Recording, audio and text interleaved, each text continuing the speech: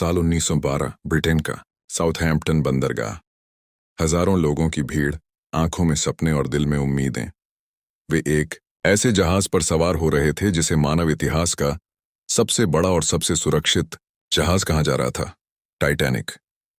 Titanic को unsinkable कहा गया था, यानी ऐसा जहाज जो कभी डूब नहीं सकता। इसकी लंबाई थी लगभग 883 फीट और वजन था 46,000 टन से भी ज्यादा। इसमें लग्जरी से लेकर आम यात्री तक के लिए सुविधाएं थीं। आलीशान restaurants, dance hall, swimming pool और बेहतरीन तकनीक। यह तकनीक और डिजाइन का चमत्कार था।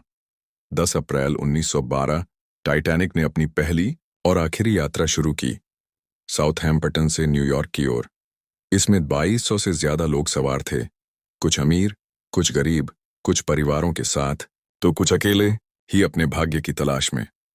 जहाज पर हर किसी की अपनी एक कहानी थी। कोई अमेरिका में नया जीवन शुरू करना चाहता था, तो कोई व्यापार के सिलसिले में जा रहा था। जहाज के पहले दर्जे में अमीर और मशहूर लोग थे, जैसे कि जॉन जैकब एस्टर, जो उस समय के सबसे अमीर लोगों में से एक थे। वहीं तीसरे दर्जे में साधारण लोग थे, जो बस एक बेहतर जिंदगी की उम्मीद लेकर सफर कर रहे थे। पहले कुछ दिन बहुत अच्छे रहे। टाइटैनिक अटलांटिक महासागर में तेजी से आगे बढ़ रहा था। मौसम साफ था और लोग मौज मस्ती में व्यस्त थे। जहाज की रफ्तार और उसका रुतबा हर किसी को रोमांचित कर रहा था। लेकिन 14 अप्रैल 1912 की रात सब कुछ बदल गया। रात के लगभग 11:40 बजे, जब ज्यादातर लोग सो चुके थे, तभी निगरानी कर रहे क्रू मेंबर को दूर एक आइसबर्ग दिखाई दिया। उन्होंने तुरंत खतरे की सूचना दी, पर तब तक बहुत देर हो चुकी थी। टाइटैनिक की गति तेज थी और वह आइसबर्ग से टकरा गया। आइसबर्ग जहाज के दाहिने हिस्से को चीरता हुआ निकल गया। पहले तो लोगों को समझ नहीं आया कि हुआ क्या है। जहाज के अंदर कंपन महसूस हुआ, फिर पानी भरना शुरू हो गया। इंजीनियर्स ने जांच की और जल्द ही बताया गया कि जहाज को 6 वाटर टाइट कंपार्टमेंट में नुकसान हुआ है। सिर्फ 4 तक ही जहाज पानी सह सकता था। कैप्टन एडवर्ड स्मिथ, जो इस यात्रा के लिए विशेष रूप से चुने गए थे, उन्होंने तुरंत आदेश दिया, सबको लाइफ जैकेट्स पहनने को कहा जाए और लाइफ बोट्स की तैयारी की जाए। अब असली संघर्ष शुरू हुआ। टाइटैनिक पर केवल 20 लाइफ बोट्स थे, यानी सिर्फ 1200 लोगों के लिए, जबकि जहाज में 2200 से ज्यादा लोग सवार थे। अफरा तफरी मच गई। सबसे पहले महिलाओं और बच्चों को लाइफ बोट्स में चढ़ाया गया। कई पुरुष अपने परिवार को सुरक्षित छोड़कर वहीं रह गए। कुछ लोग बहादुरी से दूसरों की मदद कर रहे थे, जबकि कुछ डर के मारे चीख रहे थे। उस रात इंसानियत, प्रेम, त्याग और डर सब कुछ साथ साथ था।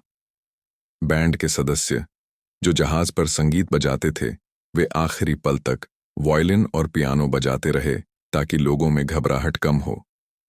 कहा जाता है कि उन्होंने आखिरी बार नीरर माय गॉड टू दी धुन बजाई और फिर 2:20 बजे टाइटैनिक धीरे धीरे 2 हिस्सों में टूटकर समुद्र में समा गया।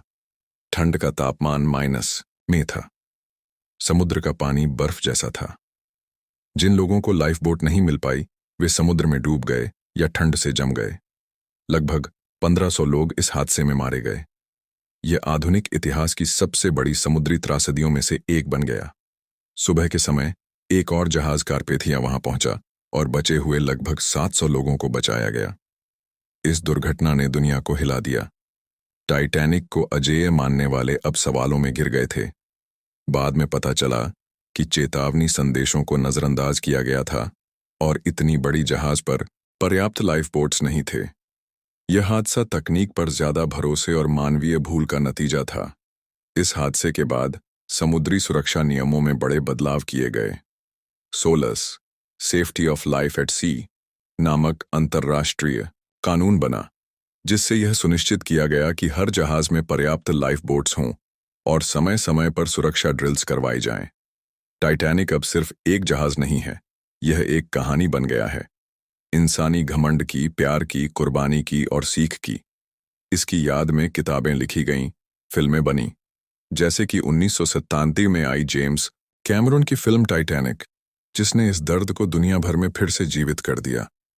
अगर आपको यह कहानी पसंद आई हो तो वीडियो को लाइक करें, चैनल को सब्सक्राइब करें और कमेंट में बताएं क्या आपने टाइटैनिक फिल्म देखी है और आपको कौन सा किरदार सबसे ज्यादा पसंद आया। मिलते हैं अगली कहानी में। धन्यवाद।